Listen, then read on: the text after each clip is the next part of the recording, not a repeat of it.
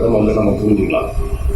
அதாவது நமக்கு right to movement, ஏன்னா நம்ம விரும்புகிற இடத்துக்கு இந்தியாவுக்குள்ள எங்கே வேணாலும் போகலாம் அப்படின்ற மாதிரி உள்ள ஒரு உரிமை.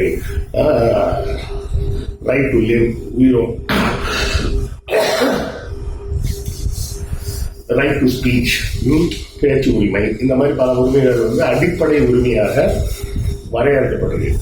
இதோட சேர்த்து தான் என்ன ஒரு சட்டம் கொண்டு வந்தாங்கன்னா ஆர்டிஇ. இப்போ ஆர்டிஐன்னு ஒன்று இருக்குல்ல, ரைட் டு இன்ஃபர்மேஷன். அரசாங்கத்துக்கு எந்த தகவலை வேண்டுமானாலும் யார் வேண்டுமானாலும் கேட்டு தரலாம் அப்படின்ற மாதிரி ரைட் டு எஜுகேஷன். இந்தியாவில் பிறந்த ஒவ்வொரு மாணவருக்கும் இந்தியாவில் பிறந்த ஒவ்வொரு பிள்ளைக்கும் படிப்பதற்கு ஆன உரிமைன்றது அடிப்படை உரிமை.